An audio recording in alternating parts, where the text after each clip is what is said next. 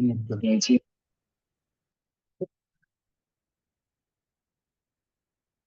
विषय हमारा चल रहा है मूर्तिक और अमूर्तिक ज्ञान एवं सुख। दोनों दोनों चीजों में ज्ञान और सुख दोनों मूर्तिक और अमूर्तिक। ये हमने जाना था। थोड़ा पीछे से कर लेते हैं क्योंकि विषय ऐसा है कि पहले तो जिसमें जो प्रवचन सार की गाथा 53वीं गाथा है, उसमें पदार्थों के विषय में जो ज्ञान अतीन्द्रिय होता है वह अमूर्तिक है। यानी कि जो अतीन्द्रिय ज्ञान होगा वो अमूर्तिक होगा और जो इंद्रिय जन्य होगा वो मूर्तिक होगा। ये पॉइंट इसमें दिया है।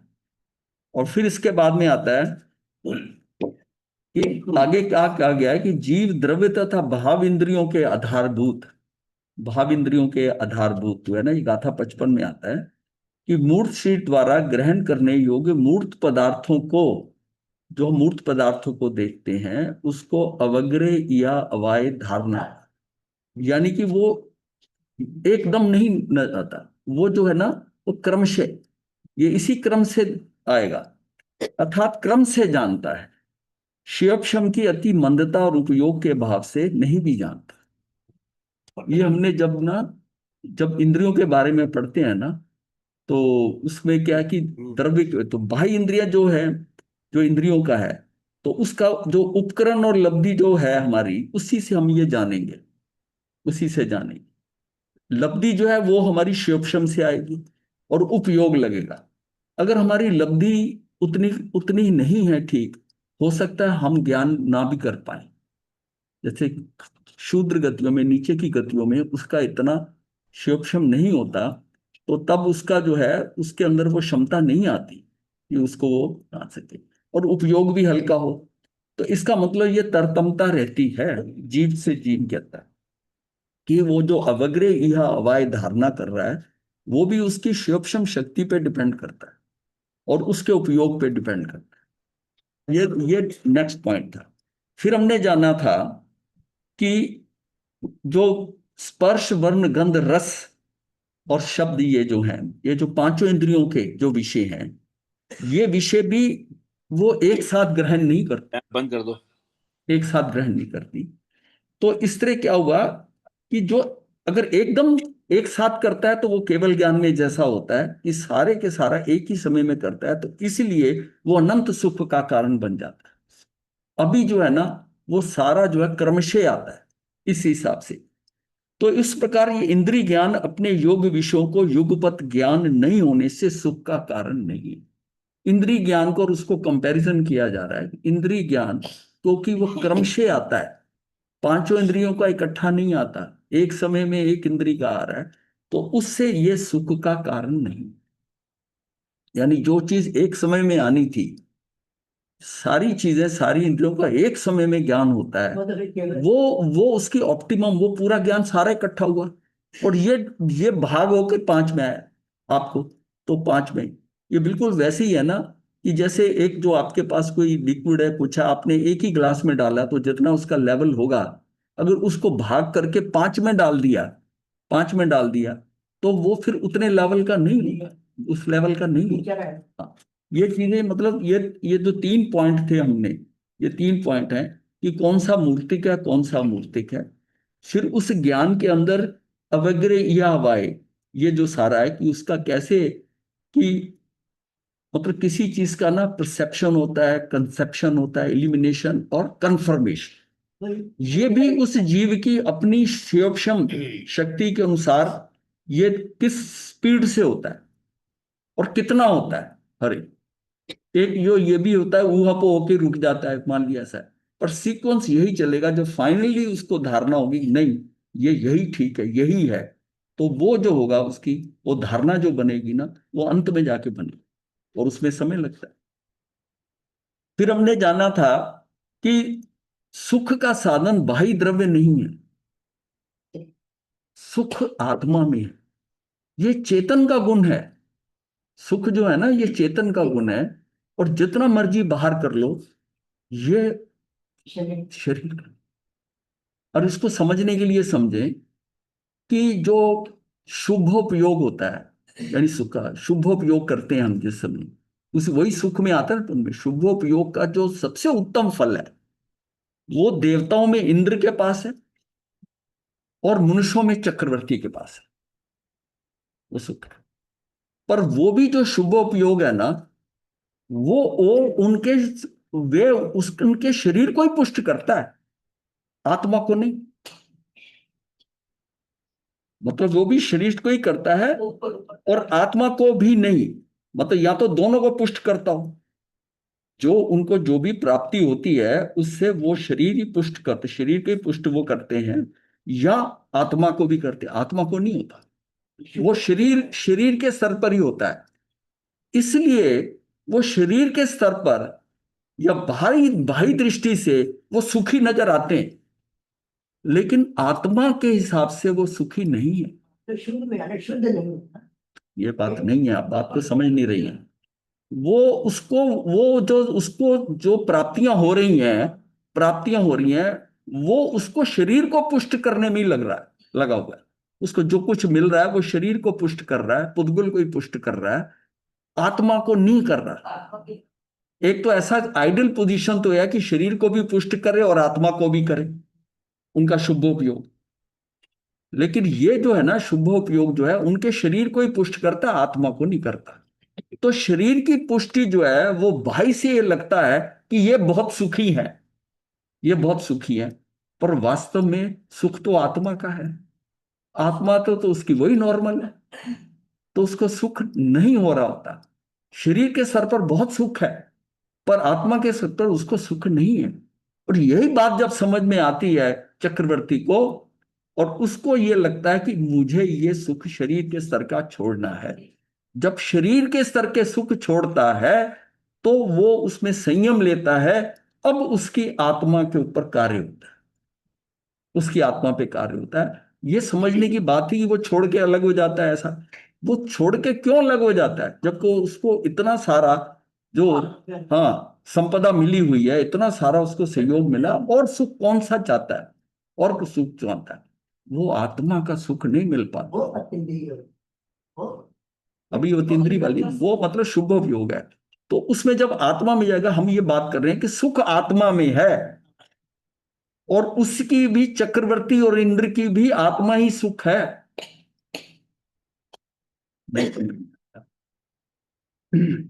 अतीन्द्रिय ज्ञान वह है जो अपनी सत्ता के लिए इंद्रियों की अपेक्षा ना करे, इंद्रियों की अपेक्षा नहीं करे, वो अतीन्द्रिय ज्ञान है। फिर हमने ये जाना था कि छद्मस्त अवस्था में मति ज्ञान श्रुत ज्ञान चलते हैं, और ये दोनों इंद्रिय या मानसिक ज्ञान है। ये इंद्रिय जन्य है और मानसिक ज्ञान है, अर्थात जब तक विकल्प अवस्था है उस अवस्था में स्वयं अनुभव ज्ञान नहीं होता। विकल्प जब उसका जब उसको विकल्प आ जाता है, किसी ज्ञान के अंदर उसको विकल्प आ जाता है, इंद्रिय ज्ञान के कारण से अतीन्द्रिय ज्ञान हो जाए, ये बात असंभव है। इंद्रियों के ज्ञान से अतीन्द्रिय ज्ञान नहीं। और इसके बाद है आत्मा में यद्यपि, तो ये हमने जाना था कि आत्मा में यद्यपि ज्ञान और रंद दोनों सहज गुण हैं, तथापि संवेदन तो ज्ञान के द्वारा ही है। जो संवेदन है वो ज्ञान के द्वारा ही है। सुख का स्वरूप ज्ञान से अभिन्न है, दोनों एक में की है, अभिन्न है, भिन्नता नहीं है। सुख का जो संवेदन है, सुख रूप जो परिणति है, वो ज्ञान से अभिन्न है। वो जो परिणति वो भी ज्ञान से पता चलेगी। और इंद्रियों और कर्म के उदय से जो सुख उत्पन्न होता है वो मूर्ति का इंद्रिय ज्ञान। अब दोनों ज्ञानों को कंपेयर कर लिया। इंद्रियों जन्य ज्ञान जो है, इंद्रियों जन्य ज्ञान और इंद्रिय जन्य उस ज्ञान से जो सुख मिल रहा है, जो वो सुख उसके साथ है, वो ज्ञान अलग है, वो मूर्तिक है। और ये जो ज्ञान है जो हमें कहाँ से मिलता है, आत्मा के स्तर पर, वो ज्ञान जो है ना, वो उसको सुख या आनंद या अतीन्द्रिय ज्ञान जो हो रहा है आत्मा के स्तर पर अतीन्द्रिय होता है, उसमें इंद्रियां और मन का गोपन हो गया, और वो यहाँ उसको जो ज्ञान मिलता है वो उसको सुख देता है, अनंत सुख देता है। इसके आगे हम चलेंगे इंद्रिय ज्ञान। गुरुदेव, हाँ जी। गुरुदेव जो केवल ज्ञानी होते हैं, तो हाँ, केवल ज्ञान के बाद में इंद्रियों का काम क्या रह जाता है, फिर उनका क्या यूज करते हैं गुरु? उनका बाह्य उनका इंद्रियों का। उनका कोई काम नहीं होता, वो हाँ इंद्रियों जी। के हिसाब से नहीं चलते। हाँ हाँ। मिलेगा उनके उनको देता है, लेकिन ये भी नहीं कि उनकी इंद्रियां काम नहीं करती। हाँ हाँ। हमने ये जाना था कि वो अमूर्त को भी देखते हैं और मूर्त को भी देखते हैं। जी। मूर्त को भी उनके सामने आता है, और उसके अंदर जो उनका विभाव है, जो स्वभाव के साथ है, उन सब कमियों को भी देख रहे होते हैं। वो आगे अभी आ रहा है, जो इसको मैं बताता हूँ ना, ये अच्छा। नेक्स्ट स्टेप यही था कि हाँ हाँ। अतीन्द्रिय ज्ञान में अमूर्त और प्रच्छन्न, प्रच्छन्न का मतलब जो ओझल है इंद्रियों ओझल से, इंद्र। हाँ, जिस जो है वो क्षेत्र से, काल से, भाव से जो ओझल है। तो जो ज्ञान देखने वाले मनुष्य के ज्ञान में तरंग रूप, जो जो तरंग रूप ज्ञान है, ये जो है तरंग रूप ज्ञान है, जो ज्ञान है वह अमूर्ति को भी जानता है। जो ज्ञान देखने वाले मनुष्य के ज्ञान में तरंग रूप है, वो चित्र रूप नहीं है। जब हम देखते हैं कोई बाहर से गे को देखकर, जो हमारी पौद्गलिक चीज को देख के बनता है, वो मैं उसकी पूरी की पूरा चित्र लेता हूं अपने ऊपर। और ये एक समय का जो ज्ञान है किसी चीज का, जो मेरे अंदर आ रहा है, ये तरंग रूप है। आत्मा के स्तर के ऊपर ये तरंग में, तरंग से आ रहा है, तरंग से आ रहा है। जो ज्ञान देखने वाले मनुष्य के ज्ञान में तरंग रूप जो ज्ञान है, वह अमूर्ति को भी जानता है। अमूर्ति को भी जानता है। जैसे षड द्रव्य में, लोक में 5 द्रव्य अमूर्त हैं, वो इन अमूर्त को भी जानता है। और मूर्त पदार्थ जो है उनको भी जानता है, 5 वो भी जानता है, और पुद्गल वाले जो है वो मूर्त पदार्थ उनको भी जानता है। और जो ये तो है जो नजर आ रहे हैं, और जो प्रच्छन्न है, मतलब क्या, जो ओझल है काल से, यानी मतलब भूत और या भविष्य में है, या जो क्षेत्र से, जो अलोक में पड़े हैं, लोकाकाश में, या जो लोक मुझे दिखाई नहीं देता, वो जो है, तो उसके प्रदेश आदि भाव से प्रच्छन्न है, मतलब सूक्ष्म सूक्ष्म, जो उसका प्रति समय परिवर्तन हो रहा है, उससे वो भी प्रच्छन्न है उसके लिए। ये सब, इन उन सब प्रच्छन्नों को भी जानता है। वो ज्ञान जो है ना, इन सबको जानता है, वो ज्ञान। और अपने द्रव्य में आने वाले, पर द्रव्य में, अपने द्रव्य में आने वाले और पर द्रव्य में आने वाले दोनों जानता जो है। भी चीजें हैं, उसका विभाव, अशुद्ध अवस्था, उन सबको भी जानता है। वो ये भी जान रहा है कि वो श्रैणिक राजा और चेलना आई है, और ये भी जानता है कि इनको देखकर मेरे साधु साध्वियों ने, इन्होंने निदान कर लिया है। वो अशुद्धता उनकी भी नजर आ रही है, जो सामने व्यक्ति आया उसकी भी नजर आ रही है, उसके कारण औरों की भी नजर आ रही है। उसको सारा, मतलब अपने द्रव्य में आने वाली या पर द्रव्य में आने वाली जो और भी चीजें हैं, विभाव है, अशुद्ध अवस्था है, इन सबको भी जानता है। ऐसा ज्ञान अतीन्द्रिय ज्ञान है। ये ज्ञान कौन सा है? केवली का अतीन्द्रिय ज्ञान। हमने 2 तरह के ज्ञान जाने थे, एक केवली का, एक छद्मस्त का। छद्मस का तो अनुभूति टाइप है, स्व अनुभव उस टाइम आता है। ये जो है ना, ये कार्य रूप से है। जो ये केवली हो गए, इनको प्रतिक्षण तरंगित ज्ञान जो आ रहा है एक समय के अंदर, जो सामने हो रहा है, पूरे लोक में कितना कुछ कहाँ हो रहा है, सारा कुछ एक समय में आ रहा है। और वो चीजें तरंगित ज्ञान है। वो कोई चित्र देख के थोड़ी चित्र बना है कि जो सामने दिखाई दे, लेकिन वो बना है। पर मैं वो उस बात को कह रहा हूं कि इंद्रियों का, जो आपकी बात थी कि इंद्रियों का उपयोग क्या है, लेकिन जो सामने व्यक्ति हो रहा है उसको तो देख भी रहा है ना वो, और उसके अंदर क्या चल रहा है वो भी देख रहा है, वो भी देख रहा है। तो वो मूर्ति की भी नजर आ रहा है, मूर्ति की भी नजर आ रहा है उसके सामने। उस मूर्ति का, अब कोई व्यक्ति आकर केवली से प्रश्न पूछता है, उसको पता है इसने ये प्रश्न पूछना है, वो प्रश्न ये नहीं कि कानों से सुनता है, पर उस व्यक्ति को देख भी तो रहा है ना, और उसके अंदर क्या चल रहा है। जब वो सामने आता है तो उनको पता चल जाता है, ये पूछेगा, ये कहेगा, क्योंकि उसको अपनी इंद्रियां इस्तेमाल करने की जरूरत नहीं है।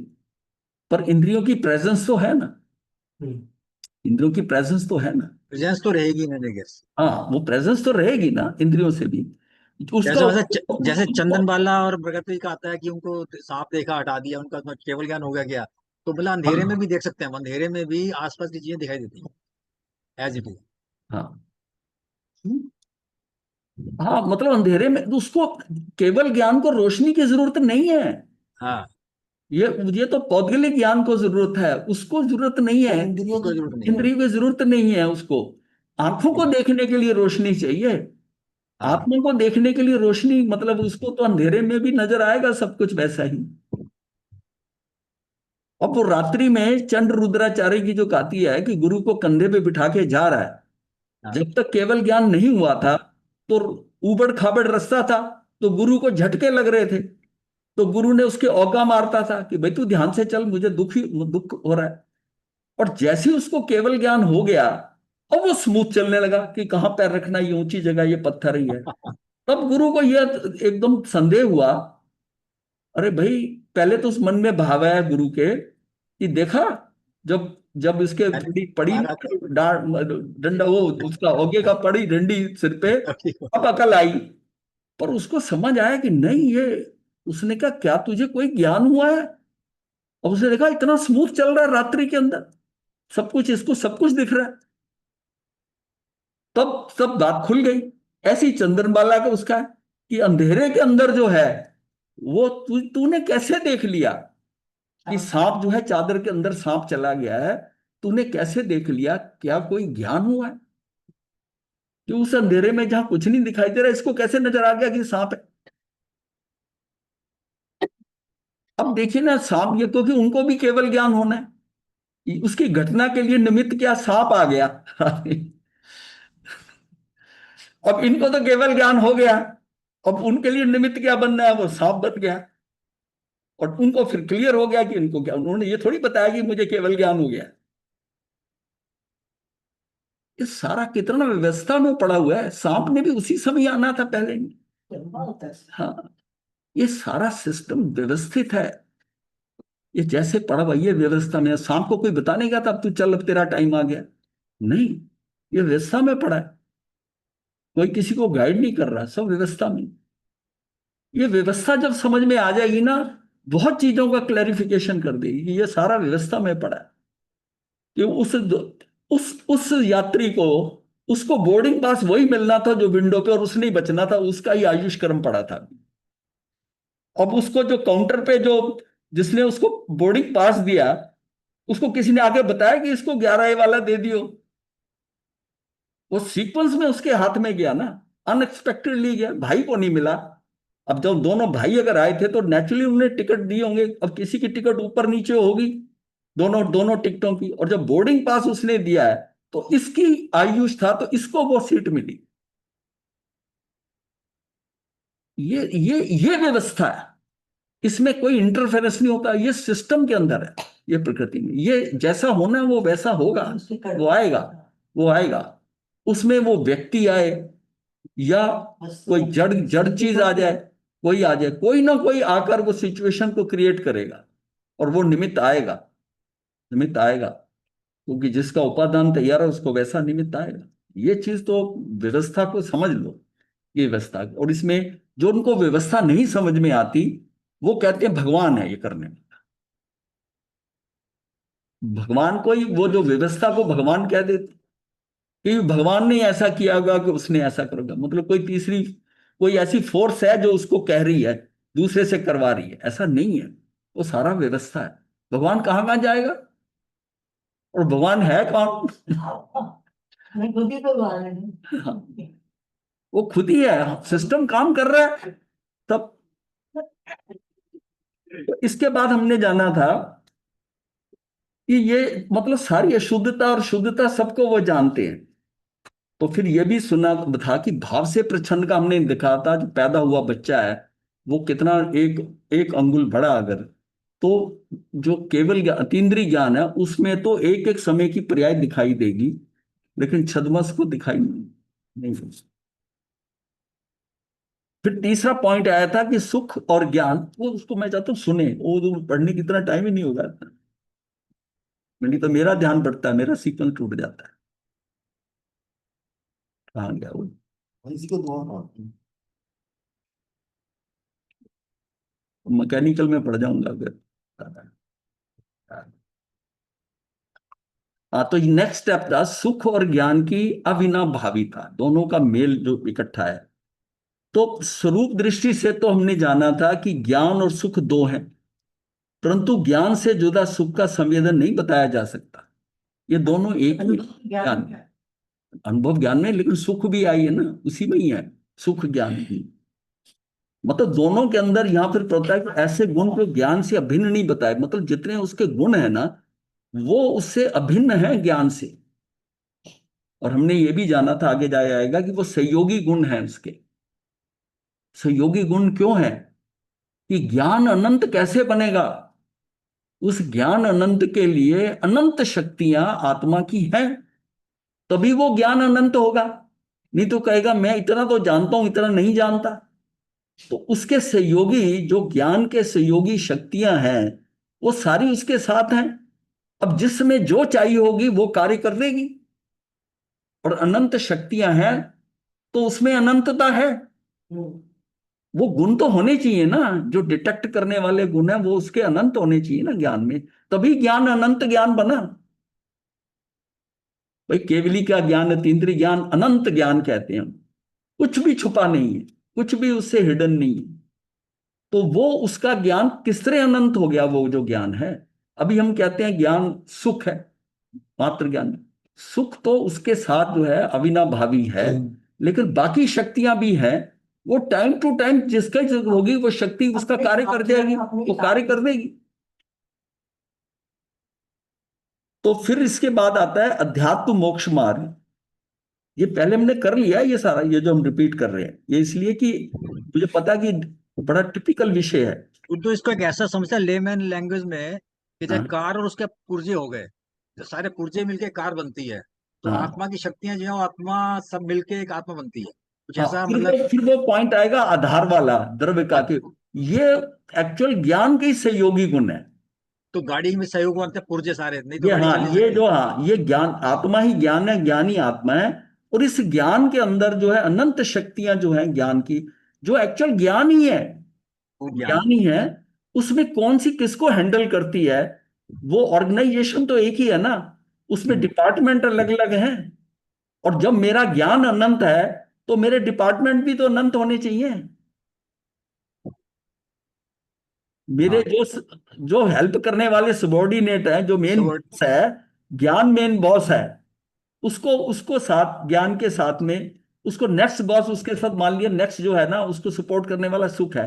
बाकी सारा और भी तो स्टाफ है ना बहुत, जुड़े। वो उसमें सहयोगी है, वो उसमें सहयोगी है।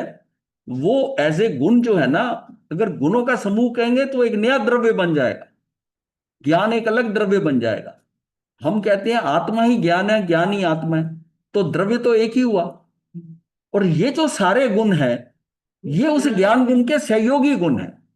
अगर हम इनको सहयोगी नहीं मानेंगे और ज्ञान को आधार मानकर कि ये उसके साथ उसके गुण है, ज्ञान के गुण है, तो प्रॉब्लम हो जाएगी।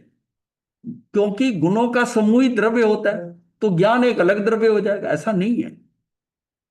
ये समझ आ रही है बात है? द्रव्य क्या है? द्रव्य की परिभाषा क्या है? कि गुणों के समूह को द्रव्य कहते हैं। भाई लोगों के समूह को समाज कहते हैं। समाज नाम की कोई चीज थोड़ी है। जब आपके एक ही जैन मान लिया समाज है, वो लोग इकट्ठे हुए कहीं पर, तो आप कहते हो ये हमारा समाज है, समाज है। या ये हम छह द्रव्य इकट्ठे होते हैं तो हम कहते हैं लोक, लोक में छह द्रव्य हैं, छह द्रव्य। अब वो लोक जो चीज है उसका वो जो समाज है, वो लोक है, ये कैसे है? कि वो उसके अंदर है सारे। अकेला व्यक्ति हम उसको समाज थोड़ी कहेंगे, इतनी चीजें हैं तो हम कहते हैं समाज है, ये समाज है। इसी तरह ही जो गुण होते हैं, गुण का तो उसको सारा का समूह जो होगा गुणों का, उसको हम द्रव्य कहते हैं। अब इस बात को यहां पर अवॉइड किया गया कि ज्ञान के ये गुण वैसे नहीं है जैसे द्रव्य में गुण होते हैं, ये इसके सहयोगी गुण हैं ज्ञान के। नहीं तो ज्ञान एक अलग द्रव्य हो जाएगा। ये अगर मैं कहूं कि ज्ञान आधार है और ज्ञान के साथ ये गुण है, तो फिर वो समूह जो है, जैसे आत्मा को मैंने कहा ये द्रव्य है, तो फिर ज्ञान भी एक द्रव्य हो जाएगा। ये गुण ज्ञान के साथ सहयोगी हैं। ज्ञान ज्ञानी है, जैसे हम मानते हैं शरीर ज्ञान का उसका आधार नहीं है। ज्ञान उसका आधार नहीं है, ये बात क्लियर समझ लेना। मुझे पता है कि काफी अभी होगा, इसलिए इसको आज तक थोड़ा तो हाँ। स्वरूप दृष्टि से तो ज्ञान सुख दो हैं, ज्ञान और सुख दो हैं। स्वरूप की दृष्टि से ज्ञान अलग है, सुख अलग है। परंतु ज्ञान से जुदा सुख का संवेदन नहीं बताया जा सकता। उनको ज्ञान नहीं है। हाँ, मतलब ज्ञान से जुदा सुख का संवेदन नहीं बताया जा सकता। फिर से आगे हम चलते हैं तो ये है अध्यात्म के अंदर। तो प्रारंभिक दशा में मोक्ष को समझाने के लिए भेद दृष्टि से वर्णन होता है और समझ चुकने के बाद अभेद दृष्टि से वर्णन होता है। यह अध्यात्म वर्णन का तरीका है। अध्यात्म अनुभव में उतरे हुए कोई पूछे कि मोक्ष मार्ग क्या है, तो वह एकदम ये नहीं कहेगा कि सम्यक दर्शन, सम्यक ज्ञान, सम्यक चरित्र मोक्ष मार्ग है, परंतु ये कहेंगे कि जो एक ज्ञान मात्र अभेद परिणति होती है, उस एक परिणति को कहेंगे कि ये अभेद अनुभव मोक्ष का मार्ग है। एक्चुअल में ये सारा तो ज्ञान ही है। अब उसको सम्यक दर्शन कह दो, सम्यक ज्ञान कह दो, सम्यक चरित्र कह दो, ये खेल तो सारा ज्ञान का है। आगे फिर इसमें एक्सप्लेन किया है। फिर कहेंगे ज्ञान का श्रद्धान स्वभाव से रहना, मतलब स्वभाव में रहना, स्वभाव से रहना, ज्ञान का श्रद्धान सो सम्यक दर्शन है। यानी कि जो अब श्रद्धान है उस स्वभाव में रहता है तो वो सम्यक दर्शन। और ज्ञान का ज्ञान जो है, ज्ञान का श्रद्धान जो है ना, स्वभाव से होना सम्यक ज्ञान है। ज्ञान का ज्ञान स्वभाव से होना सम्यक ज्ञान है। और ज्ञान का राग आदि भावों के त्याग के स्वभाव से होना ये सम्यक चरित्र है। समझिए, इसलिए ज्ञान ही दर्शन है, ज्ञान ही ज्ञान है, ज्ञान ही चरित्र है। ये अभेद दृष्टि से बता रहे हैं। चरित्र वह जो किसी वस्तु को जाने और ऐसा जाने कि उसके जानने में राग आदि भाव नहीं रहे, परंतु वह चरित्र क्या? चरित्र वह है जो बहुत देर तक ज्ञान में बना रहता है, उसमें जानकारी की बात नहीं है। जैसे सम्यक दर्शन है ना, वो एक मोमेंट में आपकी दृष्टि ठीक हो गई, ज्ञान ज्ञान है। पर चरित्र ऐसे मोमेंट नहीं, चरित्र लंबा चलता है ज्ञान। भाई कोई कार्य करना है, कुछ करना है, किसी की आदत है, किस हिसाब से है, वो चरित्र जो है वो बहुत देर तक ज्ञान में बना रहे, बहुत देर तक जो ज्ञान में बना रहे। एक तो सिर्फ जानकारी है, हाँ, एक उसने सारा कार्य करना उस ज्ञान से, वो उसका चरित्र है। उसको समझ में हाँ, उसको अगर स्वरूप लीनता, एक्चुअल चरित्र किसको कहते हैं? कि स्वरूप में लीन हो जाना, अपने स्वरूप में लीन हो जाना, इसको कहते हैं। तो लीन होने के लिए लीन हुए और बाहर निकला, ऐसा क्या? वो लीन होने के लिए उसको बहुत समय चाहिए, जितना ज्यादा लीन होगा। और फिर अगर मुझे मुक्ति चाहिए तो 48 मिनट लीन होना पड़ेगा ना, 48 मिनट तक लीन होना पड़ेगा। अब एक समय के अंदर सम्यक दर्शन हो सकता है, जिस समय सम्यक दर्शन हो उस समय जितना भी ज्ञान होगा वो सम्यक ज्ञान कहा जा सकता है। पर यह बात सम्यक चरित्र के लिए नहीं है। और अगर सम्यक चरित्र में तप भी हो बाद में, तो वो भी मोमेंटली थोड़ी है, वो लंबा चलेगा। मैं अपने ज्ञान में ही रहूंगा।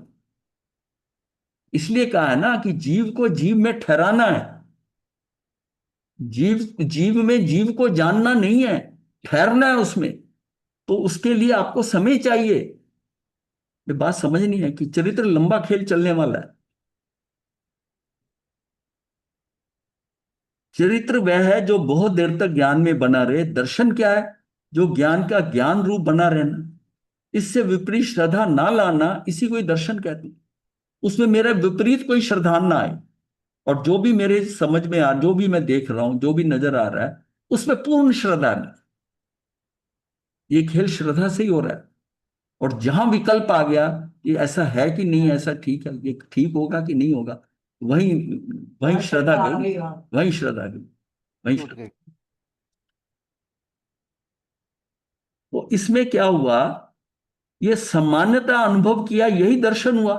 किसी चीज को हम ज्ञान जो है, जो ज्ञान हमारा सामान्यता देख रहा है, किसी चीज को विशेषता नहीं देख रहा, विशेष नहीं रूप से देख रहा, जस्ट अवलोकन कर रहा है तो वो भी ज्ञान ही। वो सामान्यता अनुभव किया, यही दर्शन हुआ। और ज्ञान का ज्ञान रूप से होना, ये ज्ञान हुआ। दर्शन और ज्ञान में क्या फर्क है? उस वस्तु में, देख लिया ये हाल। उस वस्तु का सामान्य देख रहे हो आप। हाँ, जो सामान्य, उसमें विशेषताएं नहीं देख रहे, सामान्य देख रहे हो। दर्शन का मतलब सामान्य अवलोकन, निगाह पड़ी, ये है, बस दैट इज इट, वही वही है वहां पर। वो उसका क्या? सामान्यता अनुभव किया, यही दर्शन हुआ। और ज्ञान का ज्ञान रूप से होना, ये ज्ञान हुआ। और बहुत देर तक ये बना रहे, ये चरित्र हुआ। तब ये वापस भी जा सकता है क्या? बहुत देर क्या? तक बना रहेगा क्या, ये सब कुछ समझ नहीं। हाँ, मतलब ये चरित्र जो चरित्र है जब बहुत तक देर तक जब तक बना रहे। जब तक वो जब तक वो केवल ज्ञान नहीं होगा, तो हाँ, वो बीच में क्या है कि वो तो 5 मिनट बाद निकल गया फिर। मतलब जा सकता है जब तक केवल ज्ञान नहीं होता, आना जाना लगेगा। वो हमारा चरित्र मोहनी हमें नहीं, जो कहते हैं ना कि दर्शन मोहनी हमको सही मार्ग पकड़ने नहीं देता, और चरित्र मोहनी जो है सही मार्ग पर टिकने नहीं देता।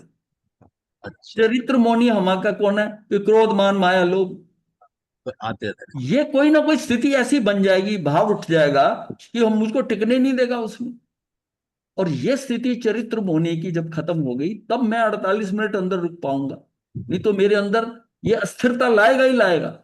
अब ये मेरी उस डिग्री पे डिपेंड करता है कि मैं कितना स्थिर हूं, कितना इनका जो है क्षयक्षम होके स्विट्जरलैंड में कहां तक पहुंच गया हूं, कहाँ किनारे तक है, तब वहां लाएगा। उस समय केवल ज्ञान के लिए तो वो स्विट्जरलैंड भी जीरो होना है ना, हम्म। जो चौथी श्रेणी है वो भी है, जबकि चौथी श्रेणी बहुत लंबी चलने वाली है पूरे गुण स्थानों में।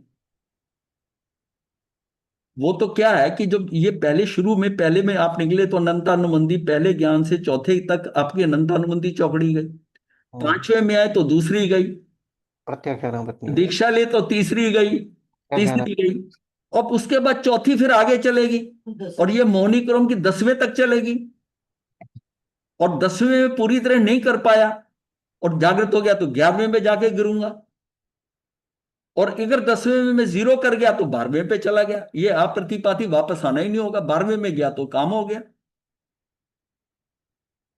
भाई 11वें को क्रॉस करा ही जैसे ना, जैसे ही क्रॉस करा तब आपका बात पक्का होगी कि काम हो गया। जो प्रॉब्लम होगी वो 11वें तक ही है ना, वो 11वें में जो जाएगा वो गिरेगा ही, जिसका काम 10वें में ही निपट गया, 10वें गुणस्थान में, वो 12वें में जाएगा ही जाएगा।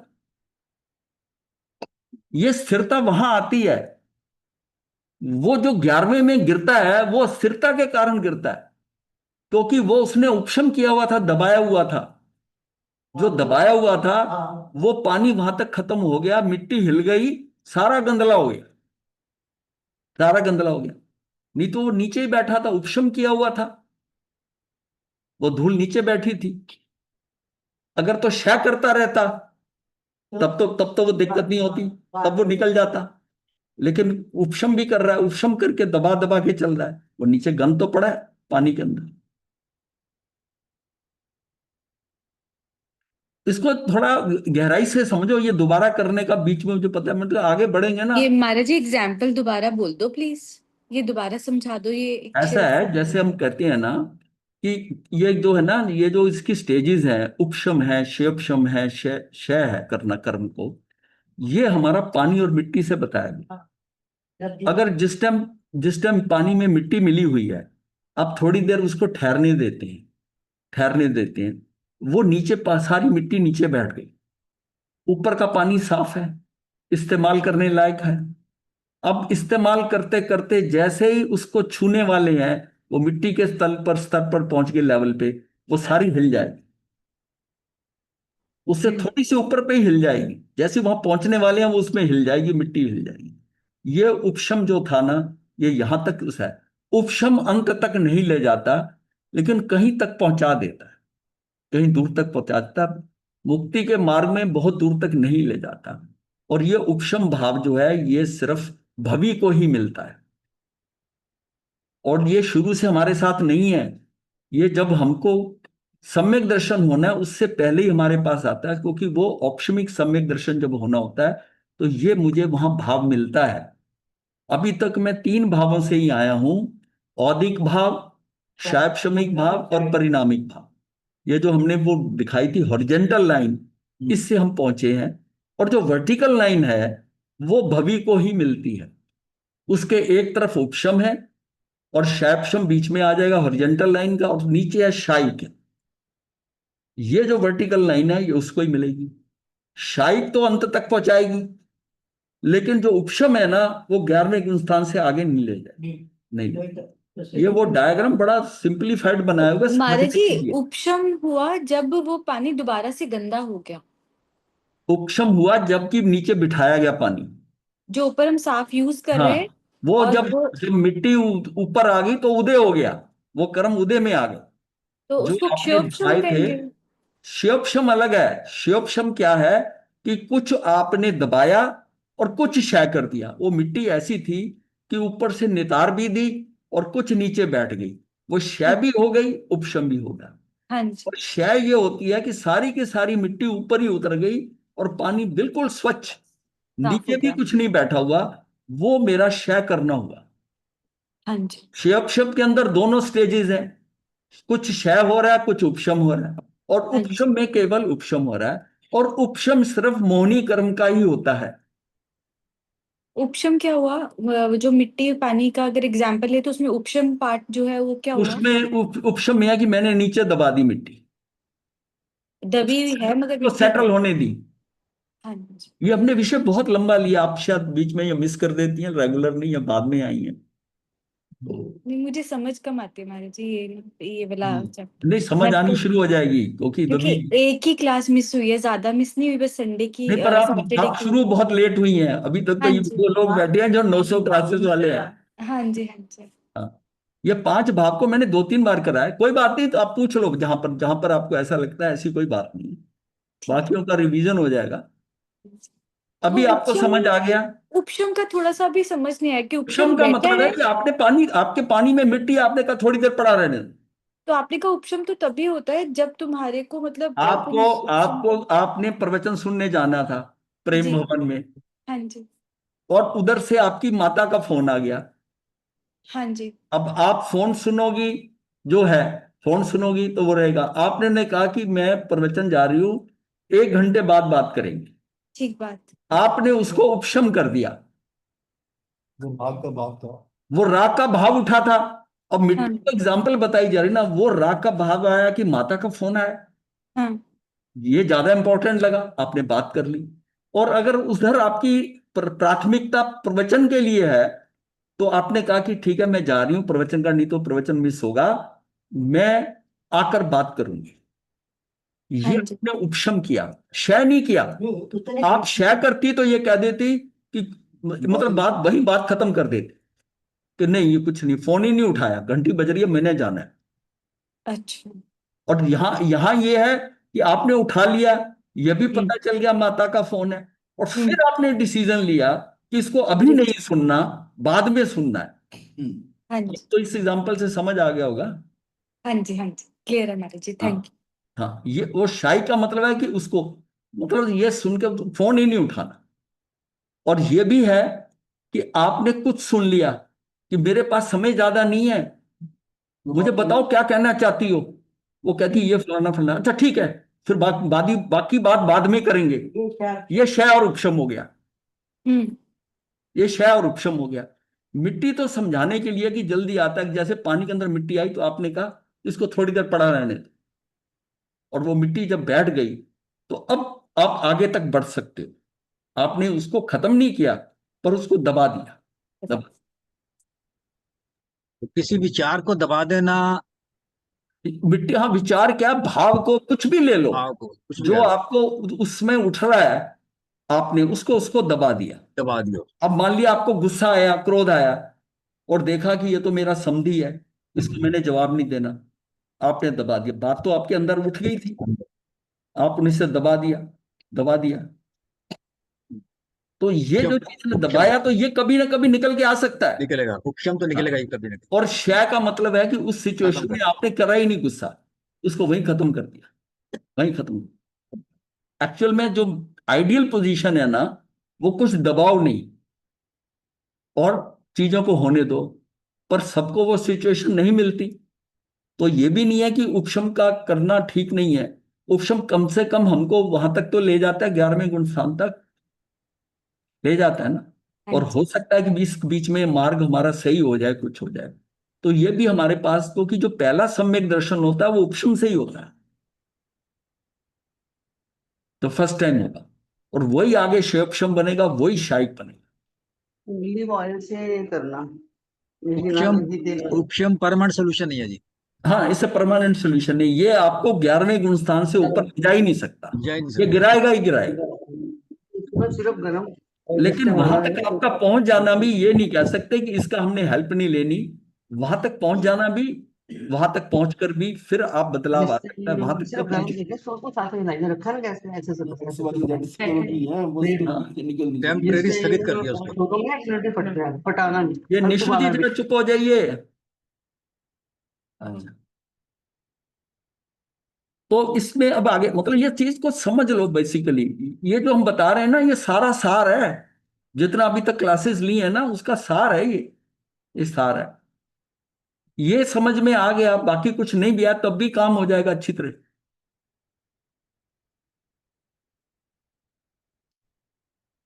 अब यहां आगे बात आती है कि अन्य गुणों को जो ज्ञान में मिलाया है, वो आधार रूप से नहीं मिलाया। वो आधार रूप से नहीं मिलाया, अपितु वे तो सहयोगी होकर मिले हैं। वो जो है ना, वो तो सहयोगी होकर मिले हैं। ये क्या है कि गुण जो होते हैं वो द्रव्य के आधार से होते हैं। तो सारे गुण यदि ज्ञान के आधार हो, तो ज्ञान को तो द्रव्य हो जाना होगा। इसका समाधान ये है कि यहां अन्य गुणों को जो ज्ञान में मिलाया है वह आधार रूप से नहीं मिलाया है, अपितु वह तो सहयोगी होकर मिले हैं। वो उसके सहयोगी हैं। आप उसको ये नहीं कह सकते कि ये ज्ञान के गुण हैं। ये उस ज्ञान का ही पार्ट है, उसके सहयोगी हैं। जो ज्ञान मेरा अनंत ज्ञान है, वो ये सहयोगी अनंतों के कारण अनंत है। ये सारे स्तब्ध हो गए, क्या बात होगी? ये समझ थोड़ा नहीं सा आया समझ हमारे मतलब जी। अलग होके भी अलग नहीं है, समझ नहीं आई कुछ यहाँ से। ऐसा है ना, जैसे सपोर्टिंग है वो उसका साथ में, वो उसके सपोर्ट का मतलब साथ। अलग ही होंगे ना, हाँ, सपोर्ट अलग सी पार्ट वो से आएगी। टाइम टू टाइम वो सारी हाँ जी। शक्तियां, आत्मा की शक्तियां जो हैं, आत्मा की शक्तियां, वो उसका ज्ञान का ही पार्ट है ना। वो शक्तियां कहाँ सपोर्ट करेगी? पार्ट का मतलब वो उसी अलग के से। साथ है, मतलब उसी ज्ञान के साथ है, उसके ये ज्ञान ही सहयोगी है है। कहते हैं, या क्या हाँ ज्ञान ही है? हाँ, वो ज्ञान में मिलाया, वह आधार रूप से नहीं मिलाया, अपितु वह ज्ञान ही तो है। सहयोगी होकर मिले हैं। वो उस ज्ञान को ही उसने ब्रॉडर सेंस में ले लिया। भाई एक व्यक्ति ऐसा होता है कि मुझे पता है कि ये मेरी हेल्प कर सकते हैं। एक होता है मैं उनको साथ लेके चलता हूं। एक है जब मुझे रिक्वायरमेंट होगी, ये मेरे मेरा ही है, इसको मैं कॉल कर लूंगा। मतलब मेरा ही है, सहयोग पार्ट मेरा ही सहयोगी है, हुआ ना। ज्ञान का पार्ट ही है। हाँ, ज्ञान का पार्ट ही है, सहयोगी है। सहयोगी है। क्योंकि सब कुछ तो ज्ञान, क्योंकि ये सारा आत्मा से जुड़े हुए हैं ना। मैं कह रहा हूं ज्ञान को छोड़ दीजिए, आत्मा ही ज्ञान है, ज्ञान ही आत्मा है। आत्मा ये है। आत्मा की शक्तियां हैं। हम्म। लेकिन ये शक्तियां कहाँ हैं? ये आत्मा के साथ है, और आत्मा ही ज्ञान है। अब मैं ये कह दूं कि ये गुण ज्ञान के हैं, ज्ञान के हैं, तो ज्ञान एक अलग द्रव्य हो ज्ञान के जाएगा। द्रव्य हो जाएगा एक। फिर एक आत्मा अलग के ही द्रव्य है। हो ज्ञान जाएगा। आत्मा, हाँ, आत्मा ही है आत्मा बेसिकली। में। ये लॉजिकली समझना है। हम्म लॉजिकली समझना है कि ये सारे जो गुण हैं, क्योंकि आगे जो पॉइंट आ रहा है ना कि इसमें से कोई गुण निकाला जाए या कोई हटा दे, वो आगे आएगा। इसको जरा देख लेते हैं, अगर आपको थोड़ी दिक्कत हो रही है ना। तो यहां से इसका समाधान ये है कि यहाँ अन्य गुणों को जो ज्ञान में मिलाया है, वो आधार रूप से नहीं मिलाया है, अपितु वह तो सहयोगी होकर मिले हैं। अयोग्य। सहयोगी होकर अभेद हो जाए, मतलब है तो ये आत्मा के साथ, पर ज्ञान के सहयोगी हैं। सहयोग ये आत्मा ज्ञान की के शक्तियां हैं, पर ज्ञान की सहयोगी हैं। हम्म, आप ये ना कहें कि ये ज्ञान के आधार पर ये गुण है, तो फिर ये हम्म, कंफ्यूजन हो जाएगा कि सहयोग ज्ञान एक द्रव्य हो जाएगा। तो क्योंकि द्रव्य है तो ये दो अलग नहीं हो सकते, आत्मा ही ज्ञान है, ज्ञान ही आत्मा है। हाँ, यहां से समझ। वो आधार रूप से नहीं मिलाया, सहयोगी होकर मिले हैं। सहयोगी होकर अभेद हो जाए, तो वह एक स्वरूप ही क्या? ज्ञान में से सब गुण निकाल दो, तो फिर उनके निकलने से ज्ञान में विपरीतता या उल्टापन आ जाना चाहिए। फिर उस ज्ञान का स्वरूप ही क्या रह जाएगा, ये सोचना होगा। आत्मा को देखो जो ज्ञान में ही है। अब ये ज्ञान कितने में है, अर्थात कितने प्रकार का है? तो ज्ञान सूक्ष्म भी है, ज्ञान परिणमता है इसलिए अगुरु लघु भी है, ज्ञान अमूर्तिक भी है, ज्ञान स्थिर भी है। ये सारी उसकी प्रॉपर्टीज हैं। परिणमता है तो इसलिए अगुरु लघु है, कुछ कमती बढ़ती नहीं भी हो रहा, पर वो षटगुण वृद्धि हानि भी हो रही है उसके अंदर वो परिवर्तन हो रहा है, उसके अंदर परिवर्तन हो रहा है, और कुछ बदल भी नहीं रहा, वो परिवर्तन हो रहा है। तो ये क्या है कि ये सारा है, इसलिए अगुरु लघु भी है, ज्ञान अमूर्तिक भी है, और ज्ञान स्थिर भी है। मतलब उसकी अनंत शक्तियां। यदि ये गुण सहयोगी होकर एक दूसरे को ठोस यानी सॉलिड लेने के साधन ना रहे तो उस ज्ञान का कोई अस्तित्व नहीं रहेगा। ये एक दूसरे को लिक्विड नहीं ले रहे, ठोस रूप से ले रहे हैं कि ये वाली शक्ति अलग है, ये शक्ति ये है, ये तरलता से होकर इनके सब मिक्स हो जाए। ये सब एक दूसरे को ठोस सॉलिड लेने के साधन ना रहे तो उस ज्ञान का कोई अस्तित्व भी रहेगा क्या? नहीं रहेगा। ये एक दूसरे का, एक शक्ति को दूसरी शक्ति ठोस रूप में ले रही है। ज्ञान मतलब जिस शक्ति का प्रयोग होना चाहिए वही शक्ति है। और हर एक शक्ति का, हर शक्ति का दूसरी शक्ति में रूप है, शक्ति नहीं है, उसका रूप भी उसमें है, उसका रूप भी उसमें। जब शक्तियां करी थी ना, एक्चुअली वो याद भूल जाते हैं ना। तो ये क्या है, इस तरह ज्ञान में जितने गुण हैं वह अपृथक रूप से रहते हैं, यानी कि अभिन्न, अलग अलग नहीं रहते हैं। फिर भी एक गुण दूसरे गुण का आधार रूप नहीं है, सहयोगी रूप है। उनमें भी जितनी शक्तियां हैं वो एक दूसरे के आधार रूप नहीं है, सहयोगी हैं एक दूसरे के भी। सहयोगी रूप से वे सब गुण न्यारे नहीं हैं। उन सब गुणों का अभेद पिंड, मतलब अलग अलग न्यारे नहीं है, उन सब गुणों का अभेद पिंड एक आत्म द्रव्य है, उन सब गुणों का, और वह आत्मा ज्ञान में है।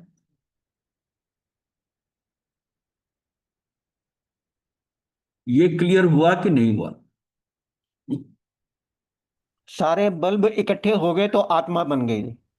मतलब एक कमरे में आपने 100 बल्ब जला दिए, कुछ है, रोशनी तो एक ही है ना। जी जी। और सारे डिफरेंट डिफरेंट वाटेज हो सकते हैं। यहां तक कि कोई बल्ब लाल हो सकता है, कोई नीला हो सकता है, कोई हरा हो सकता है, उसकी रोशनी है तो ठीक है, वो सबको ऑन कर दिया, पर है ये तो वो हमारे प्रकाश ही ना। महाराज जी, ये जो हम गुण की बात कर रहे हैं, ये हम द्रव्य गुण की बात कर रहे हैं ना, 6 के 6 गुण। नहीं, ये गुण, जो गुण है, गुणों का समूह द्रव्य होता है। गुण उसकी प्रॉपर्टीज है हर एक की। जैसे अगुरु लघुत्व कहते हैं हम इसमें, ये गुण है। जैसे जीव के हमने जाना था द्रव्यों में 6 सामान्य गुण है। सामान्य का मतलब साधारण, जो हर एक में होते हैं। फिर कुछ असाधारण गुण होते हैं जो षड्द्रव्य के। तो ये उसके गुण हैं। जैसे वस्तुत्व था, अस्तित्व, वस्तुत्व, द्रव्य, तो ये सारे गुण हमने जाने थे, ये उनके गुण हैं। ये गुणों की शक्तियां, हाँ, हर गुण है, ये सब में है, ये सब में है गुण है। और असाधारण गुण भी हैं, जैसे चेतना, तो वह जीव है तो उसमें चेतन है, बाकियों में नहीं है। अमूर्तपना है, अमूर्तपना जो है वो 5 में है, और सिर्फ एक ही द्रव्य में मूर्तपना है, वो पुद्गल का, पुद्गलास्ति का है। ये 25 बॉल में बहुत डिटेल से कराया था आत्मदृष्टा जी ने। ये 25 बॉल इसीलिए इंपॉर्टेंट होता है ना, ये बेसिक चीजें हैं। अब जिसको 25 बॉल नहीं आता होगा, ये जो हम करा रहे हैं, ये तो पीएचडी के लेवल का है। पीएचडी नहीं तो पोस्ट ग्रेजुएशन तो है ही है।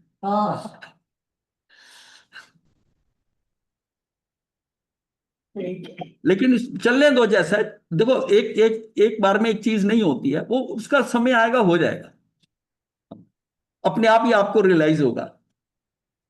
इसलिए पूजा जी, इसको जितना मिल रहा है ना, इतना अभी अभी हाँ वैसे ही लेके चलो। बहुत है महाराज जी, बहुत है। ये बार बार पढ़ना पड़ता है तब समझ आए। मैंने आगे आज बढ़ा नहीं, मैंने आज इसलिए रिपीट करा कि मैं तो, ये पीछे तो खत्म हो जाएगा, पर आप ग्रहण कर पाए हो कि नहीं कर पाए हो, और ये तो सबसे ज्यादा ग्रहण करने वाला चीज है। इन सब गुणों का भेद पिंड एक आत्म द्रव्य है, और वो आत्मा ज्ञान में है। यदि उसमें से एक गुण भी निकाला जाए तो कोई गुण उसमें टिक नहीं सकता। ऐसा कोई उठा के एक नहीं निकाल सकते, सही नहीं सकता। द्रव्य की दृष्टि से देखो तो एक चीज है, पर वो परिणमती है, उसमें परिवर्तन होता है, परिणमन हो रहा है। परिणमन भी एक है, एक समय में एक परिणमन है। ऐसी इस चीज में कल्पना करके गुण ढूंढते हैं। द्रव्य की तरफ से देखते हैं तो ऐसा लगता है कि गुण तो उसी में मानी हुई चीज है। मैं द्रव्य की तरफ से देख रहा हूं, आत्मा तो एक है, तो मैंने कहा ये गुण तो तूने मान लिए। भाई, ये गुण भी तो उसके अमूर्ति गुण है ना, ये गुण तो उसमें मानी हुई चीज है। कब? जब मैं द्रव्य की तरफ से, आत्मा की तरफ से देखता हूं, तो आत्मा तो ज्ञान है, उसमें ये जो गुण है ना, ये मैं मानता हूं कि इसमें ये गुण है, ये मानी हुई चीज है। और यदि गुणों की तरफ से देखता हूं, यानी गुणों की तरफ से जब देखता हूं, जब इसको मैं भेद करके देखता हूं, जब आत्मा की तरफ से देखता हूं तो अभेद होकर देख रहा हूं, मैं सारे को इकट्ठा देख रहा हूं। तो तब मैं जब सारी आत्मा को इकट्ठा देख रहा हूं, तो उसमें मैं कहता हूं कि ये जो गुण आप बता रहे हो ना इतने से, ये तो आपने मान रखे हैं कि इसमें गुण है। ये घन पिंड है एक तरह से। हाँ, ये घनपिंड है, ये तो आपने गुण मान लिए, ये तो आपकी मानी हुई चीज है। और यदि मैं गुणों की तरफ से देखता हूं सारे से, तो ऐसा लगता है कि द्रव्य क्या है, द्रव्य क्या है, समस्त गुणों का एक अभेद पिंड द्रव्य है। तब तो द्रव्य क्या रहा, द्रव्य तो भी मानी हुई चीज है। अब गुणों की तरफ से मैं देखता हूं, तो मैं ये कहता हूं कि द्रव्य तो तुमने मान लिया कि ये द्रव्य है। हाँ। ये बात समझ में आ रही कि नहीं आ रही? हाँ। विपिन जी, ये पकड़ में आई बात कि नहीं आई?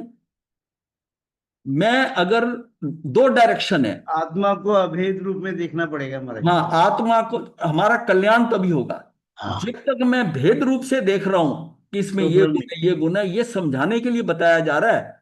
लेकिन जब तक मैं इसको भेद करके देख रहा हूं, मैं तो कहीं गड़बड़ है। पहुंच नहीं पा रहा। ये समझाने के लिए है कि भेद करके कि इसमें ये गुण है, ये गुण है।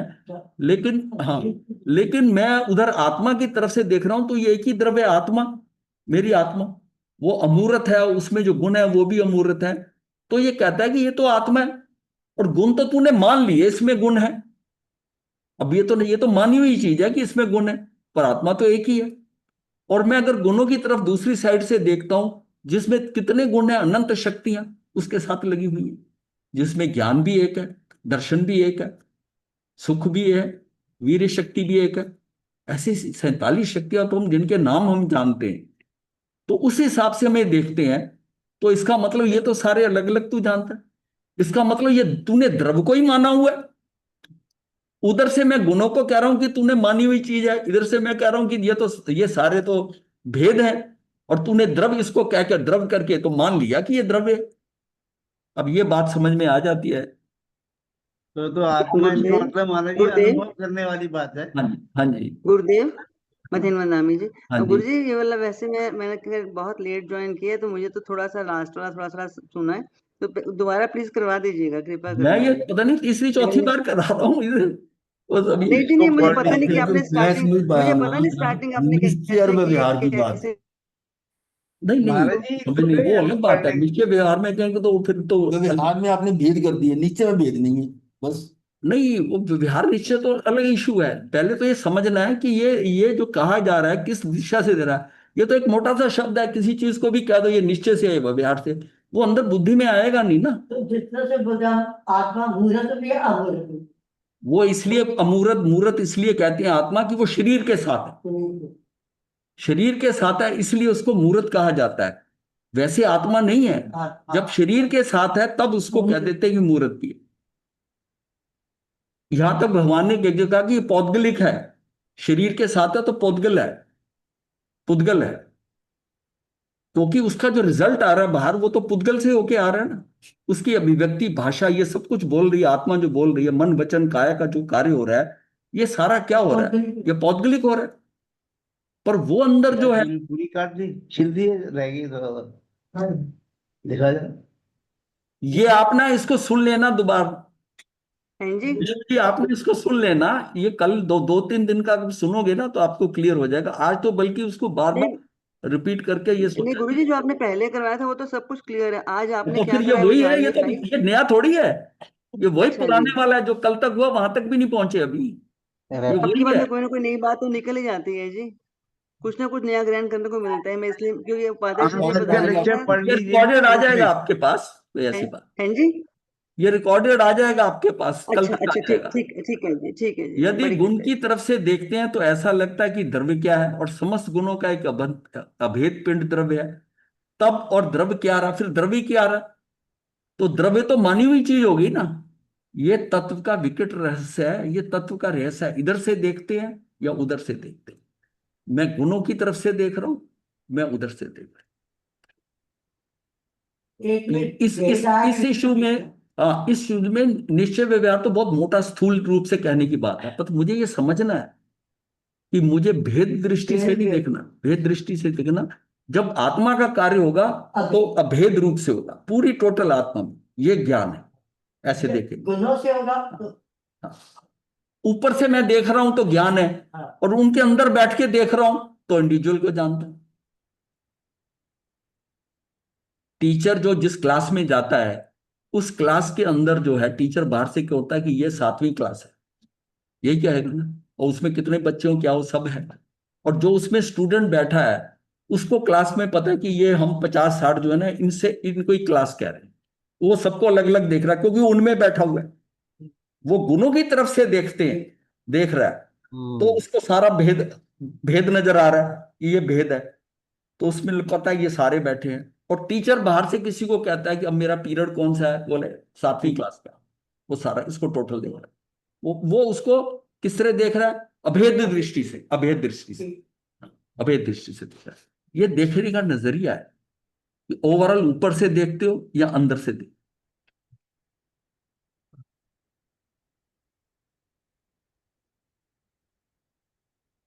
अब तो टाइम ही नहीं रहा। नहीं थोड़ा, तो ये क्या है कि हाँ ये पॉइंट है कि अनुभव तो सत्य वचनों से सत्य नहीं उतरता, अनुभव से सत्य उतर सकता है। अगर मैं अनुभव करने लग जाऊं तो वचनों से सत्य नहीं उतरेगा। बताई जा रही है ना, आज जो रिपीट हो रहा है ना, उसमें अनुभव में लाने की बात है कि सारा काम अनुभव में आए, अपने को फीलिंग आए, जो हम जान रहे हैं कि वस्तु स्वरूप की वचन अगोचरता। वचन अगोचरता मतलब वचनों से नहीं बताया जा सकता, वचनों से नहीं देखा जा सकता। ये अनुभव से सत्य उतरता है परंतु वचनों से सत्य नहीं उतरता। हर पहलुओं से दिखा वह तो चीज है, और कल्पना से जिस एक तत्व का आलंबन किया वो चीज नहीं है। जैसे उंगली के सहारे चंद्रमा दिखाया जाता है, हाँ। तो देखने वाला मात्र उंगली को नहीं, ना कि इसके बीच का मार्ग, वो कहां देखता है, वो उस उंगली की सीध से चंद्रमा को देखता है, वो बच्चे को चंद्रमा को देखता है। उसी तरह से सब दृष्टियों से जहां वह एक निर्विकल्प अखंड ज्ञान स्वभाव अनुभव में आए तो वो सत्य लगा। उसको वो देखने में आया तो अब वह सत्य लगा। उसे अनुभव में विकल्प किया तो सत्य नहीं लगा। अगर उसमें हमने विकल्प कर लिया तो वो सत्य नहीं लगा। उस अनुभव में विकल्प किया तो वो सत्य नहीं लगेगा। उस अनुभव को यदि वचन से कहें तो सत्य बात नहीं बैठेगी। मैं वचनों से समझाऊं। अब जिस समय हम कहते हैं ना, जब जब हम किसी बात को करते हैं, यह यह का मतलब ये सामने पड़ी है, ये ऐसा है, ये ऐसा है, ये ऐसा है, उसको समझ आ रहा है। जब मैं कहता हूं वह, तो वो चक्कर में पड़ जाता है। फिर वह के साथ मैं कुछ बताता हूं, वो जो लंबा लंबा है, गोरा सा रंग है, वो वह। अब उसको पकड़ने की कोशिश कर रहा है क्योंकि वो वह है, मैं उसको यह नहीं कह रहा हूं। और जिसको मैं कह रहा हूं कि ये जो मेरे साथ खड़ा है, ये उसको समझ आ रहा है, इसको देख रहा है। और यह और वह में ये फर्क है, ये फर्क नहीं। इस इसमें वो आपको बड़ा कंफर्मेशन देता है, और उसमें वो थोड़ा दूर हो जाता है, वो थोड़ा दूर हो जाता है।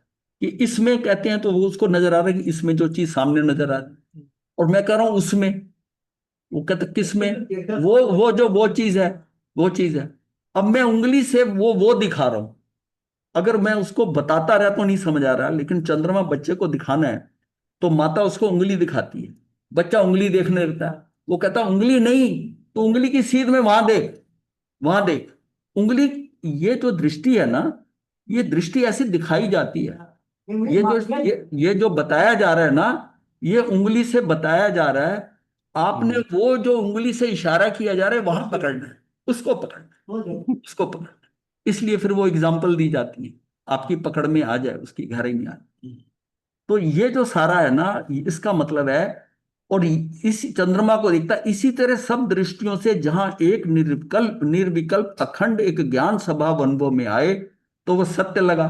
और उस अनुभव में विकल्प किया तो सत्य नहीं लगा। अगर मैंने विकल्प कर लिया, नहीं ये तो नहीं है चंद्रमा, वो बात खत्म हो गई फिर तुम्हारा।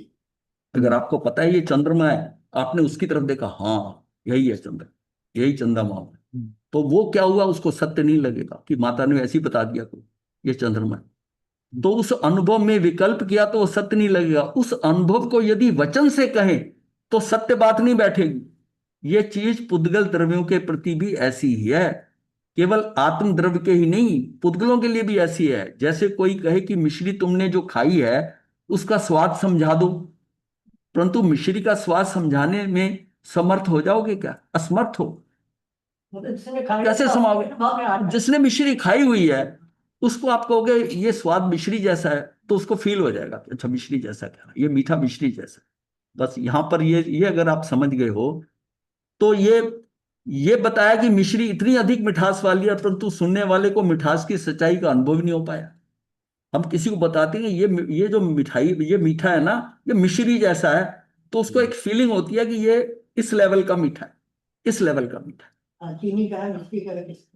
चलो यहीं पर ही समाप्त करते हैं इसको।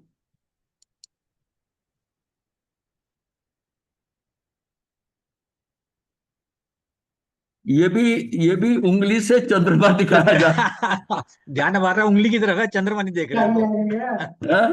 ध्यान हमारा उंगली की तरफ है, चंद्रमा नहीं देख रहे अभी तो ये चंद्रमा नहीं। सही बात है। हाँ, उंगली से चंद्रमा ही देखना है। हाँ, बेसिक तो यह है कि इंद्रियों को छोड़ना है। जो हमने शुरू में पॉइंट कहा था ना कि जो चक्रवर्ती है, जो शुभोपयोग से चक्रवर्ती को क्या है कि इंद्र को और चक्र को शुभोपयोग का सबसे उत्तम फल किसको मिलता है? शुभोपयोग का। मनुष्यों में किसको? नर को, चक्रवर्ती नरदेव को, उसको मिलता है। और देवों में इंद्र को मिलता है शुभोपयोग का, उसको जो सुख मिलता है। पर ये जो सुख है, सुखोपयोग है, ये भी उसको शरीर के स्तर पर मिलता है। वो जो है ना शरीर को ही पुष्ट कर रहा है, वे भी शरीर को ही पुष्ट कर रहे हैं, आत्मा को नहीं। वो परमानेंट सुख उसको भी नहीं मिल रहा, शरीर को कर रहा है। और शरीर पुष्ट करता है, तो जब शरीर पुष्ट होता है तो बाहर वालों को लगता है कि चक्रवर्ती बहुत सुखी है और इंद्र बहुत सुखी है। चक्रवर्ती जो है उसको नजर आ रहा है कि वो जो सुख उसको सब मिल रहा है भौतिकता के, पर आत्मा में जो आत्मा में सुख आना है, जो अतीन्द्रिय सुख है, वो तो नहीं मिल रहा। उसके शरीर के अंदर जो लेवल आया सुख का, शरीर को पुष्ट करता जा रहा है, पर आत्मा में तो पुष्ट नहीं हो पा रहा। उसके जो जितने शुभोपयोग हैं, जो उसको पुण्य से मिल रहा है, उसको इतना परिवार, इतने राजा, इतना सब कर रहे हैं, वो सारा शरीर के स्तर पर आत्मा के स्तर पर नहीं। इसलिए उसको निकल कर दीक्षा लेनी पड़ती है कि इसमें मुझे, उसको जब फीलिंग होती है ना कि सुख, ये सुख नहीं, आत्मा का सुख तो उस लेवल का नहीं है। शरीर का सुख बढ़ता रहता है, लेकिन आत्मा का वहीं था। और आत्मा के सुख के लिए उसको अतीन्द्रिय में जाना, ईश्वर इंद्रियों से, शरीर से बाहर की बात है। ये बहुत अच्छा प्रवचन सार की गाथा है, तभी उसमें उसमें इस एग्जाम्पल को दिया गया है। और उससे आप समझेंगे कि चक्रवर्ती क्यों दीक्षा लेता है इस भाव से। अब आप देखिए कि आप अपने शरीर पर कितना ध्यान देते हैं, जब चक्रवर्ती जितना ध्यान तो नहीं देते, और उसको भी कमी नजर आ रही है आत्मा के स्तर पर। और हम किस बात में खुश हो रहे हैं? खेल तो आत्मा का है ना, कि आत्मा को, आत्मा आत्मा का भोजन, ज्ञान। ये जो सुबह आप एक एक घंटा खराब करते हो, एक एक घंटा, या दोबारा पढ़ोगे, कुछ है, ये टाइम लगा रहे हो, ये उसमें अगर कुछ प्राप्ति नहीं हो तो मनुष्य एक मिनट वेस्ट नहीं करे। ये आत्मा का भोजन है, क्योंकि आत्मा ही ज्ञान है, उसकी खुराक ज्ञान है। और उसमें कोई बात आपको पूरी तरह नहीं समझ आए, कितना खेद होता है, अंदर कष्ट होता है। खेद किस लिए होता है? अज्ञानता के कारण। वो लिखा है जो मुझे समझ नहीं आ रहा, ये जो बात कही जा रही समझ नहीं आ रही, ये खेद उसको दुखी करता है। और जब ये बात समझ में आती है तो कितना सुख मिलता है। ये आत्मा का क्या है? आत्मा का ज्ञान ही उसकी लैंग्वेज है, जिससे आत्मा मेरे नजदीक आती है। मैं किसी जर्मन से बात करता हूं ना, मैं हिंदी या इंग्लिश में करूं तो वो मेरा वार्तालाप उतना सेट नहीं बैठ रहा, क्योंकि उसकी भाषा जर्मन है। और अगर मैं जर्मन जानता हूं और मैं उससे बात करता हूं, वो वार्तालाप कितना होता है, बढ़िया होता है। इसीलिए आत्मा का जो है ना वो भाषा ज्ञान है। इसलिए आप स्वाध्याय करते हो, कोई ज्ञानी से बात करते हो, बैठकर आप बड़े संतुष्ट हो जाते हो। उसने क्या दे दिया आपको? कुछ बातें चार सुनाई ना, पर आप इतने तृप्त कैसे हो गए? क्योंकि आत्मा को खुराक मिल गई, आत्मा को खुराक मिल गई। अब ये अगर समझ में आता है, इसी के लिए आप पुरुषार्थ कर रहे हो, इसी के लिए आप इतनी एफर्ट्स कर रहे हो कि हमें ये पता चल जाए, इसका भी क्लियर हो जाए, ये भी क्लियर हो जाए। जितना शब्दों से क्लियर होगा उसके कारण आप उसमें एक ये अलग सुख मिल जाएगा। सुख आप आगे बढ़ते जाएंगे ना, तब आपको नजर आएगा कि सुख है क्या, आत्मिक सुख क्या है, और वो क्या है? अतीन्द्रिय सुख, अतीन्द्रिय सुख। मंगल हाँ। गुरुदेव की आज्ञा से चत्तारि मंगलम अरिहंता मंगलम सिद्धा मंगलम साहू मंगलम केवली पनतो धम्मो मंगलम। चत्तारि लुगुत्मा अरिहंता लुगुत्मा सिद्धा लुगुत्मा साहू लुगुत्मा केवली पनतो धम्मो लुगुत्मो। चत्तारि शरणम पवज्जामि अरिहंते शरणम पवज्जामि सिद्धे शरणम पवज्जामि साहू शरणम पवज्जामि केवली पनतम धम्मम शरणम पवज्जामि। ये चार शरणें दुख हरने और न शरणा कोई, जो प्राप्त करे आज साजन।